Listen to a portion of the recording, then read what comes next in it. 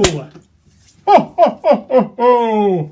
Merry Christmas! Welcome to lesson 14, or week 14, or whatever you want to call it. This is one of our Christmas trees, and I just love it.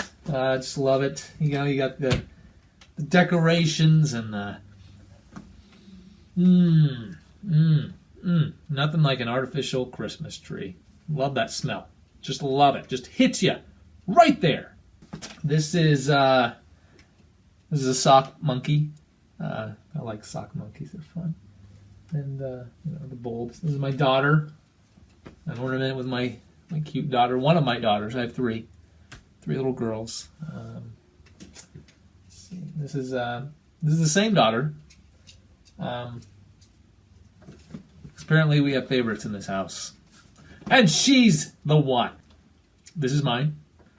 I got it when I went to the Nutcracker Ballet last year, so it means a lot to me. There's a lot of good memories that I have. I would just like to show this one. This one this is the same daughter, actually. My goodness gracious, we have so many of this one. But look at that. Isn't she precious? Isn't she cute? Look at that little kind of yeah. It was just cute. When she had that same face when she was delivered. My wife delivered her, so. Anyway, moving on. Let's talk about this lesson. Let's talk about the lesson, okay? Can you please concentrate and stay on track, stay focused for just 5 minutes, for crying out loud?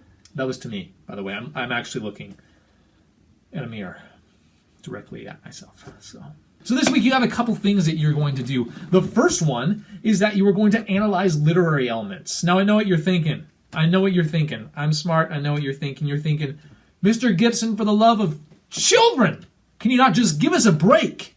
We've been going to school for 12 years now.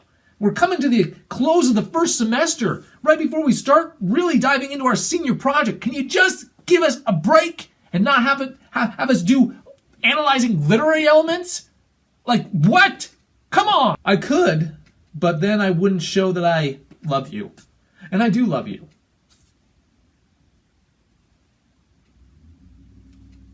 I love you so much that I want you to push yourself. I want you to stretch yourself. I want you to feel uncomfortable. Because when you feel uncomfortable, that's a good sign that you're growing. That or you have a rock in your pants. So with analyzing literary elements, I'm going to be doing several different things. This is something I can't usually do with the green screen. I can't really do this, otherwise the sheet just gets warped. This is real life, okay? This is a real life Christmas tree. So when you engage in analyzing literary elements, you are not just using analytical skills, right? That's one component of it. You're not just using retelling skills or summarizing skills. You're also using evaluative skills. Okay, and we're going to talk about a couple of these things. Now, what is the difference between retelling and summarizing? Well, when you summarize something, you're kind of trying to give a general overview about what occurred in the story or the information text or whatever it is that you're summarizing. You're summarizing the events of what occurred in the story or what the article or information piece was about. When you're retelling something, you're going into more detail. Okay, you're retelling it in your own words. So that's the difference between summarizing skills and retelling skills. And you need to know when it's appropriate to retell something, add more details, and when it's appropriate to summarize something, be more general and gloss over some things that maybe aren't as important.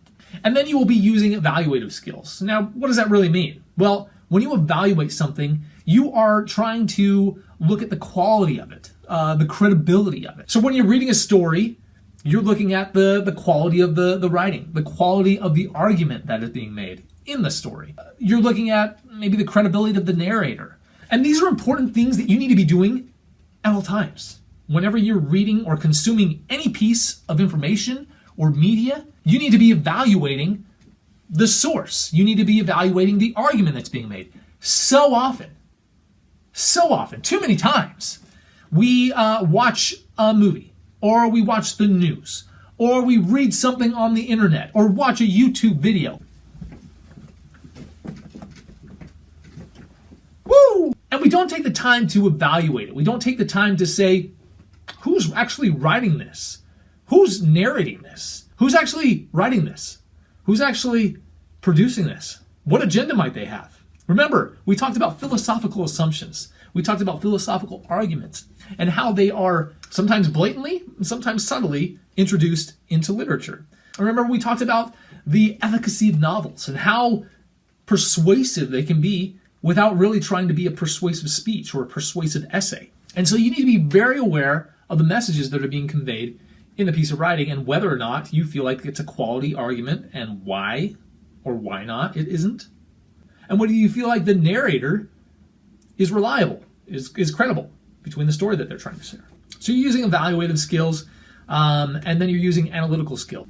Now, when you're analyzing a text, you're using the same principles across the board when you're analyzing almost anything. You're looking at something, okay, in this case, in English class, you're looking at or reading a text, a short story for this week, and you are going to use your background experiences, your background knowledge, and applying it to the story, applying it to the messages that are being conveyed or that you think are being conveyed.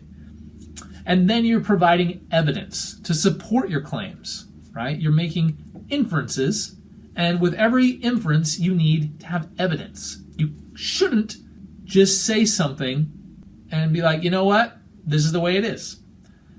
We've had this in the past with symbolism. You say, this means this, but really you don't tell why you got to that conclusion. You just say, this means this. The color white means this.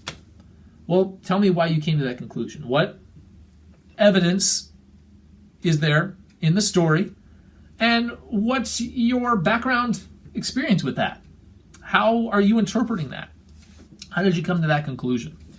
And you don't need to share personal experiences or personal background knowledge, but you need to make sure that your perspective is being backed up by textual evidence. Textual evidence. And then finally, you'll have a brief comma lesson, comma part 2, commas part 2. It's exciting stuff. The sequel is almost better than the original, part 1. But I'll let you decide. And that's it. Hope you have a great week. Hope you have a wonderful week. Hope you're doing well, feeling well, and smelling well. Sorry about that. It's the Christmas tree. It's the artificial Christmas tree that doesn't smell like pine. But I love the way you smell. Don't ever change. Don't ever change artificial Christmas tree. Until next time, friends. So long.